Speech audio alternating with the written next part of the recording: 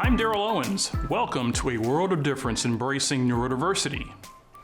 Being a person of color in this country comes with baggage. Living with learning and thinking differences is no picnic either. So imagine the child who is both a person of color and neurodivergent. The intersection between race and neurodivergence can be daunting. Consider, Black autistic children are twice as likely to be wrongly diagnosed with conduct disorder. One study traces the reason that they are misdiagnosed or never diagnosed at all to perceptions of Black kids as mischief-makers. Similarly, critical support for Black students struggling with undiagnosed learning and thinking issues can be slowed by enduring stereotypes about Black intellect. Asian children with learning and thinking differences may go undiagnosed because their cultures often view learning disabilities as shameful, caused by poor parenting, or something that can be overcome by working even harder on achieving the good education Asian families often prioritize. And Latino kids, like their African American peers, often receive late diagnosis for autism. As a result, they lose critical years of early intervention and treatment that could have improved outcomes. For students who stand out because of their color and how their brains are wired to succeed, parents must be involved on the front lines, fighting for the accommodations, tools, support, and understanding they need to reach their potential. On this episode, we explore the challenges one neurodivergent Asian American collegian faces around lingering stigmas about learning and thinking differences and limiting racial stereotypes. Next, our expert panel looks closer at the twin challenges that neurodivergent children of color can face and supply strategies to head off issues that can undercut their ability to succeed and thrive. Later, we'll introduce you to our latest difference maker, a neurodivergent NASCAR driver with a lifelong need for speed.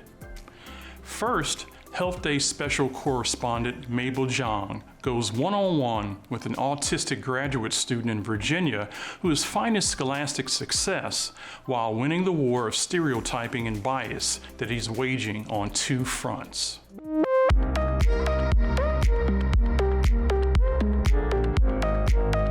Meet Ben Van Hook, a neurodivergent graduate student attending George Mason University in Washington, D.C. Working toward a master's degree in public policy, Ben also works full-time at the Organization for Autism Research, supporting other neurodivergent students. So I think that going into policy and influencing policy is just a good fit for me, and I also embrace the Nothing Without Us About Us movement, where we need more neurodivergent individuals helping out with policy and helping out with supporting the neurodivergent community and collaborating with neurotypicals in doing so. At just 6 years old, Ben was diagnosed with autism.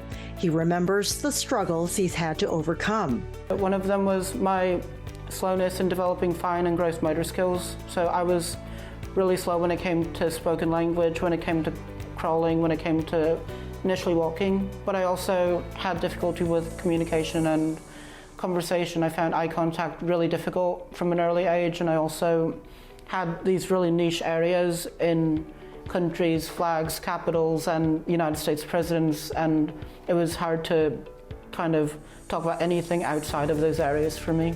So I was taken in to get a formal assessment. Ben didn't always live in the United States. His multiple identities merged when he was adopted from China by an American family in Northern Virginia. Yep, it was in Harbin, China. I was less than a year old, and I was abandoned by my biological parents in this train station with the hope that someone would pick me up and help me get to a better life. So I was eventually picked up, taken to an orphanage in Harbin, China, where I was taken home by someone who worked there, and she kind of fostered me, and then I was eventually adopted a year later. Not only was Ben raised in a white household, he was also immersed into a different religion. My adoptive mother was Jewish, my adoptive father was Christian. So but I was raised Jewish. I went to Hebrew school and I went to synagogue every Sunday for Sunday school classes, and we also went Friday night for Shabbat services. So I was raised Jewish in a Jewish household. At school, Ben faced language and learning challenges while also dealing with discrimination as an Asian American and neurodiverse student. It was definitely a lot, and I think I was learning 3 languages at once. In elementary school, I was learning English, I was learning Mandarin Chinese, and I was also learning Hebrew. So it was kind of hard to learn all of those languages all at once because of the way my mind worked and processed information. I also found that like when one of my identities wasn't attacked, another one was. So if someone wasn't making comments about me being Jewish, there was people who made racist or discriminatory remarks about my Asian American ethnicity. So it was really emotionally isolating, and I just felt like it was a difficult time. Ben uses his experiences to support others like him. I thought self-acceptance was the first step towards healing and towards helping other people in my position have a better educational experience. Ben now spends his spare time volunteering to support other neurodivergent students on his campus. So I wanted to positively affect change in our community when it came to neurodivergent policy and neurodivergent policy reform. I wanted to give back to my community and make sure that the future generations have it easier than we currently have right now. What were some of the specific challenges you experienced in the education system as a neurodiverse student? One of the challenges I faced was that a lot of times I found the teachers didn't really understand me, so one of the changes I do want to make is having a neurodiversity, like including neurodiversity in teacher training when it comes to having the teacher pipeline. I also think having a peer mentor in school is really helpful. Ben has also formed helpful ways to navigate social settings, as sometimes these can also be a challenge. Ben attended college at Mercyhurst University in Pennsylvania, which has a program specifically supporting students with autism. The program is called the Autism Initiative at Mercyhurst, or the AIM program. And one of the best things that they did for me was they launched my advocacy career. During my junior and senior year, even my sophomore year, they took me and several other students to New York City and to Washington, D.C. to advocate for autism. Off-campus trips really helped, not only the networking bit, but it also helped us develop soft skills. We learned how to manage our time because we also had classes we had to study for in between. We also learned how to use public transportation, how to budget. We learned how to dress appropriately and how to show up on time for these meetings. Despite numerous challenges, how are you able to grow your confidence? I think one of the biggest changes was that I began to accept and appreciate who I was. And I think that self-acceptance really gave me more confidence when it came to talking about my identities. I think it is good that people think of me as a confident and strong individual, but I also think that I hope that it doesn't become a stereotype of all neurodivergence, because we're all really different. So do you think it was even more challenging for you than for someone who is dealing with only neurodiversity? I think there's a strong intersectionality between race and neurodiversity, and that people who are both neurodivergent and of a racial minority, I think there are challenges they face that one wouldn't face if they were in just one of those identity groups. Did you experience any of the racism that increased against Asians during the pandemic? So I didn't personally see it, but I was watching the news every single day. I was scared, and the reason I didn't see it was because I was staying indoors all the time. I was afraid to go out shopping. I was afraid to hang out with friends in public, and I was afraid to go back to school. I decided to spend my first semester senior year online at home because I was afraid of going back to Pennsylvania, which is a really purple state, in the middle of a spike in hate crimes against Asian Americans. With discrimination inside and outside of the classroom, how do you see more inclusion for neurodiverse people in the workplace? I think the more communication and the more knowledge that's shared about neurodiversity throughout the workplace, the better. And it will improve retention because of the allyship and people knowing that neurodiverse needs are going to be heard. And it will also improve hiring because neurodivergents can talk about what parts of the hiring process were difficult for them, what can be reformed for other neurodivergents in the future. For a world of difference, I'm Mabel Jong.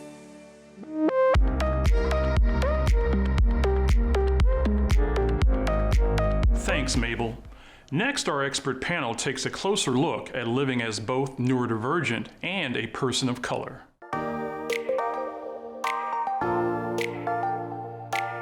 Dr. Jeffrey Gadare is a clinical psychologist and clinical director of the psychology doctoral program and professor at Touro College of Osteopathic Medicine in Harlem, New York.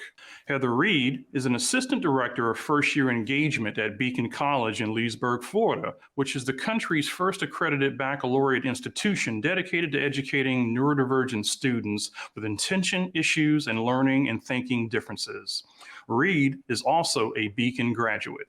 Sabre Townsend is the Director of Operations for the Jefferson Center for Autism and Neurodiversity in Philadelphia, Pennsylvania, and a founding member of Autism Sharing and Parenting in Philadelphia, and a mom to her neurodivergent son. Dr. Rochelle Whitaker is an educational psychologist and parenting advisor with Providential Counseling and Consulting Services in Houston, Texas. So let's start our conversation with Dr. Gadare. Why can a diagnosis of neurodivergence be such a daunting thing for families of color?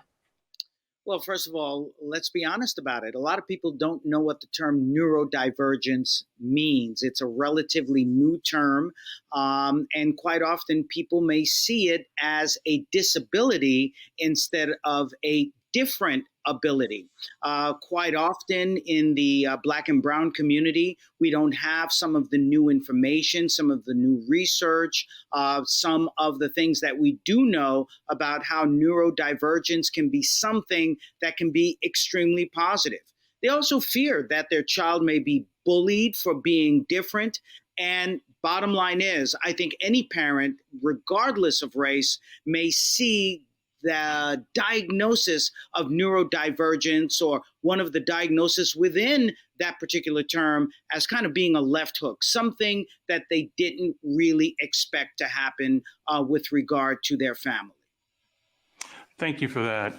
Well, Dr. Whitaker, Dr. Gadare mentioned fear, and I do imagine that for African-American families or other people of color, learning this diagnosis does produce a modicum of fear. Can you talk a little more about that? Sure. Yes. Just like Dr. Gadare said, there is a fear of the unknown because there's a lack of information and resources. So what we don't know, we fear. And when we get the diagnosis, a lot of times parents are asking themselves, will my child be able to be normal? Will they be able to have friends? Will they be able to live independently? There's so many things that they aren't sure about. And so that alone in and of itself brings this level of fear because there's a lot of unknowns that come along with having this unexpected diagnosis of having a child that is different. And so I think that, of course, brings out this fear to parents until they get some more answers and some more access to resources. Thank you. Well, Sabre, can you talk to me about what are some of the unique challenges that families of color who are rearing a neurodivergent child face? This is an excellent question. You talk about resources. That's how our Autism Sharing and Parenting organization was started, because we were gathering resources and we wanted to make sure that they were resources that were provided to families that needed the resources, that they could talk and have an interaction with presenters. Sometimes things are presented in ways that are not particularly interactive. We wanted to make sure that there are things that people can talk about, can get answers from experts in a comfortable manner. So from a parent perspective, I think it's always important to focus on the needs of the student as opposed to what the parents want. I think it's very important to understand the IEP process. And those were topics of workshops that we had with autism sharing and parenting. All right, thank you. Well, Heather, once a family of color receives this diagnosis, what are some things that they should know? They should know that they're not alone. Like everyone was saying, there are many groups out there that are looking to give them support and resources. And they should also know that this struggle is not only theirs, but it's also their students as well. And unfortunately, mainly it is their students who will be struggling. So they have to work together to find resolutions and also groundwork to be successful. And overall, it's going to be hard. It's going to be very hard, but you will have success here and there.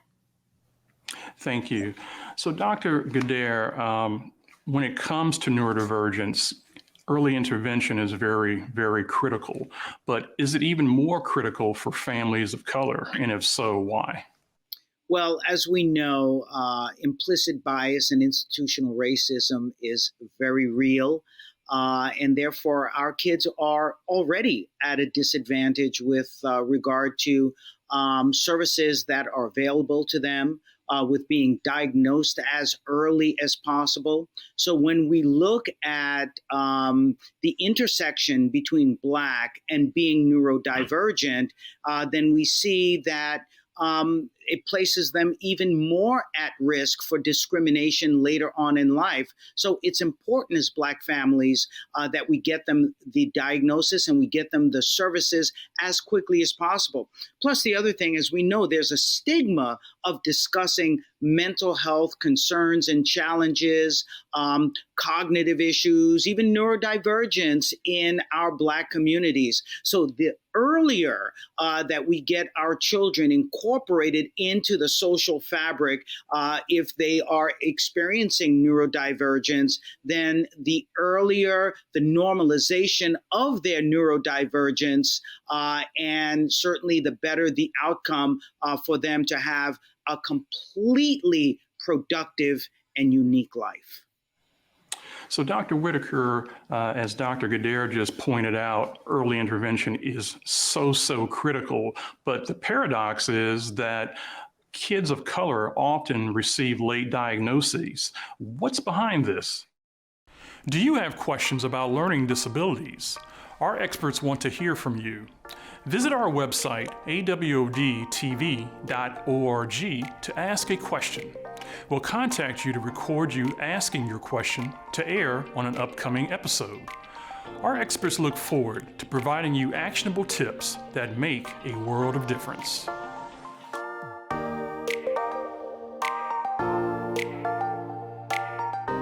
Next, let's reveal our latest difference maker.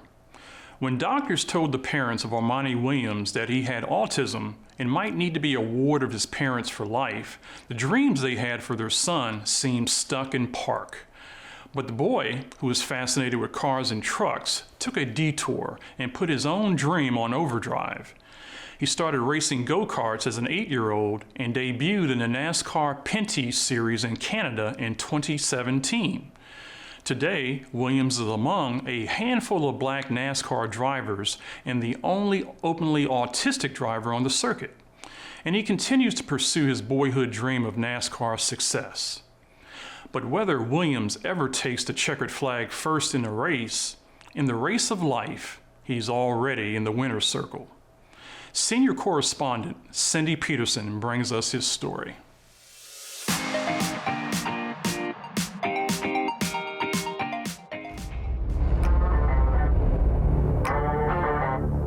My name is Armani Williams, and I'm a 22-year-old NASCAR driver.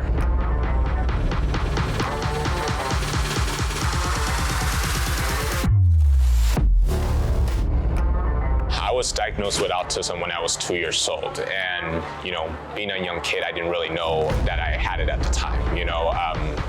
I think there were some limitations, like doctors telling my parents, how I I may have to live with them the rest of my life, how I may not be able to graduate from high school, get a driver's license and all that. I like cars, so I would get these Hot Wheel or Matchbox cars and just play them all around the house, whether it was at my mom's, my dad's, my grandparents, things of that nature. And then next thing you know, I heard something called NASCAR.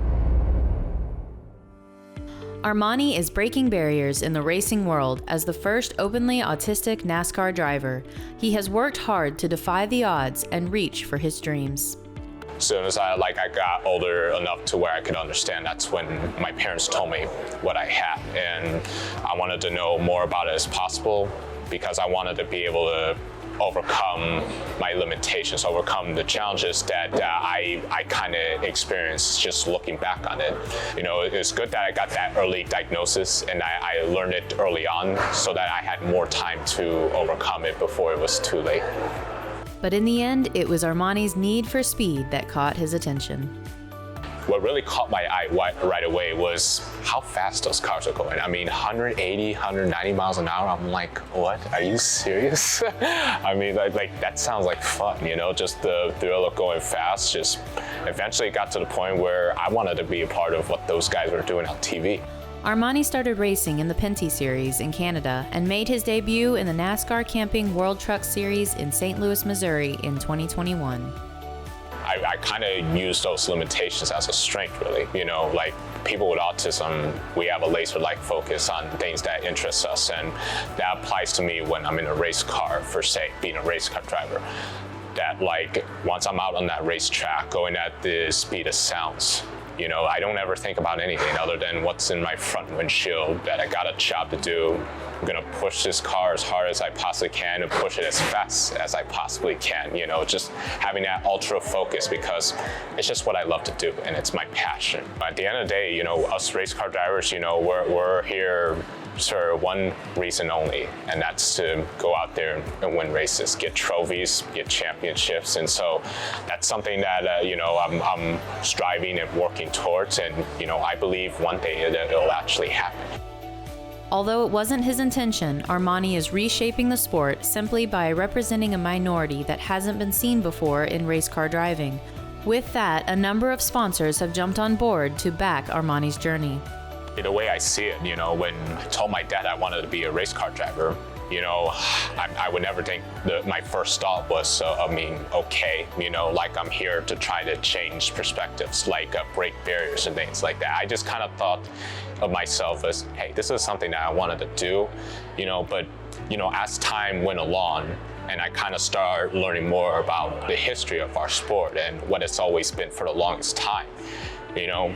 Like I will say, like I'm proud and pleased to be able to, you know, become a positive change to what the sport has needed for a long time, you know, just more diversity and more like minorities, like African-American female drivers that are not from this country, you know, or heck, even a guy like me who just has disabilities, you know, just have an opportunity to, you know, make a difference in the sport. And so, you know, I'm just happy that I'm able to create some positive change from that perspective. We got the Doug Flutie Foundation for Autism, where, you know, their mission is to, you know, help families and individuals with autism live life by the fullest, you know, just trying to help those people, like, you know, gain life enrichment opportunities, you know, whether in life to where they can be successful at whatever they wanted to do.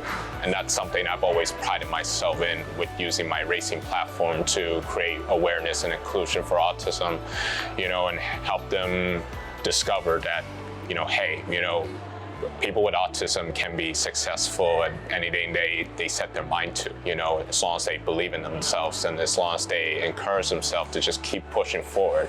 You know, none of this would have been possible without the, you know, support of my family. I mean, my dad's here and all that. He's been with me thick and thin, you know, ever since I told him that I wanted to be a professional race car driver, you know, and has done everything that he possibly can to help me get to where I am today, as well as the great partners I have with the Doug Flutie Foundation for Autism, Ice Cold Technology that are on board this race. You know, without their support for, you know, me and especially for autism, you know, like we probably wouldn't be here today. So, so I'm very grateful for their support. Armani hopes that following his dreams will lead to others like himself aspiring for greatness in whatever field they choose.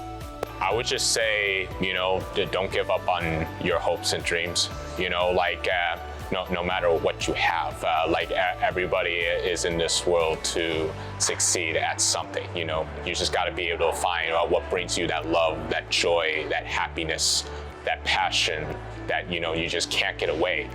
And just stick with that, and just hey, if that's a dream of something that you want to do in life, why not go for it? For A World of Difference, I'm Cindy Peterson.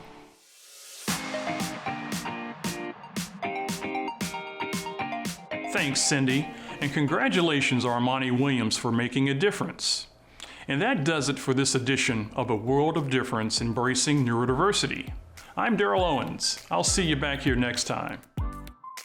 You can watch episodes of A World of Difference on the Beacon College Facebook and YouTube channels and on the show's website, awodtv.org. The website also provides tip sheets and other resources for your parenting journey. You can watch the show from the PBS app available on your favorite streaming device, and you can listen on your favorite podcasting platform. Thank you for watching and supporting A World of Difference.